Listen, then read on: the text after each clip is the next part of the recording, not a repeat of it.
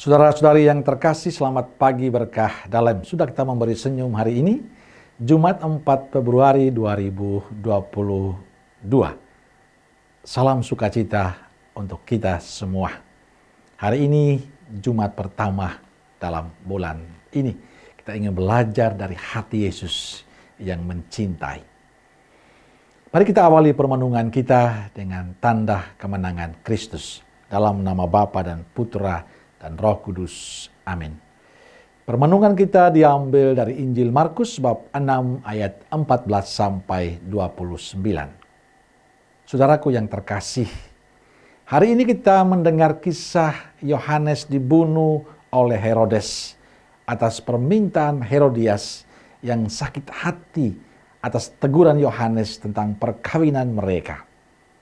Kisah berawal dari Herodes yang mendengar tentang Yesus sebab namanya memang sudah terkenal. Herodes teringat akan Yohanes yang telah dipenggal kepalanya. Sebenarnya Herodes senang akan pengajaran Yohanes. Ia kagum akan apa yang Yohanes sampaikan.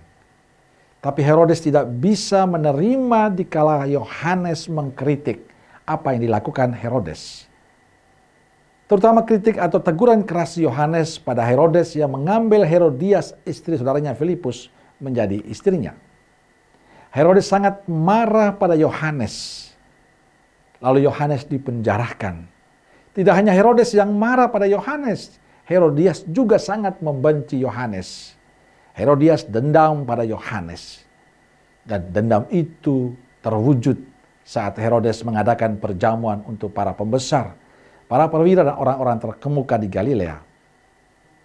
Anak Herodias menari sangat disuka Herodes dan berjanji untuk memenuhi permintaan putrinya. Setelah berdiskusi dengan ibunya, Herodias yang diminta adalah kepala Yohanes. Saudara yang terkasih, kalau kita merenungkan kisah ini menarik. Ada dua hal yang saya ingin ajak kita bersama untuk merenungkan pengalaman Injil hari ini. Pertama, jangan biarkan hati kita dikuasai oleh dendam dan amarah. Yohanes dipenggal kepalanya karena kebencian, karena dendamnya Herodias. Dan banyak kita sekitar kita, karena dendam dan amarah orang tutup mata pada sesama, bahkan saudaranya sendiri.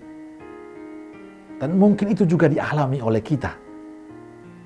Kita tahu betapa mengerikan bila dendam dan amarah itu dibiarkan tumbuh dalam hati kita. Semua akan menjadi suram.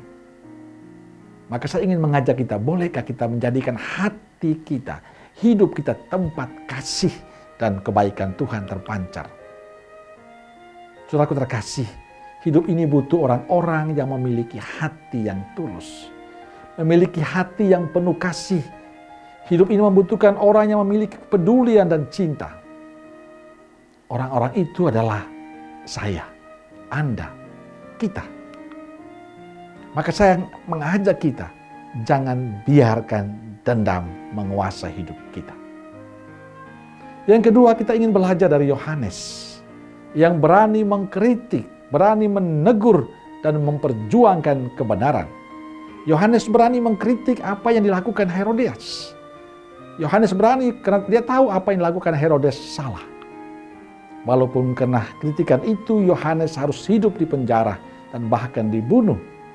Tapi Yohanes memilih lebih baik mati ketimbang membiarkan ketidakbenaran terus terjadi. Ini pilihan yang luar biasa. Saudaraku terkasih, menjadi orang jujur, menjadi orang benar itu tidak mudah. Akan dibenci oleh banyak orang. Tidak diakui, disukai oleh banyak orang. Mungkin orang-orang itu adalah saya, Anda dan kita.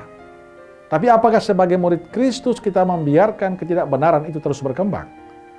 Apa kita memilih untuk seperti Herodes dan Herodias? Saudaraku terkasih, hari ini Yohanes mengajarkan kepada kita, lebih baik mati ketimbang mengkhianati Tuhan. Maka saya ingin mengajak kita, jangan biarkan hati kita, hidup kita dikuasai oleh kebencian. Jangan biarkan kita dipengaruhi oleh hal-hal yang tidak baik.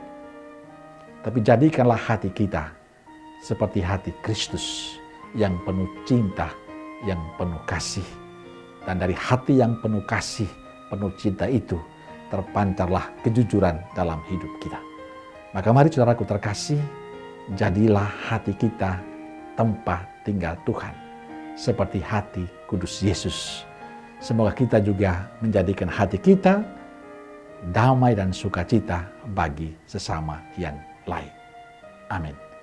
Semoga Allah yang Maha Kasih memberkati saudaraku sekalian, Bapa, Putra, dan Roh Kudus. Amin. Keluarga Kudus Nazaret, doakanlah kami. Amin. Berkah dalam.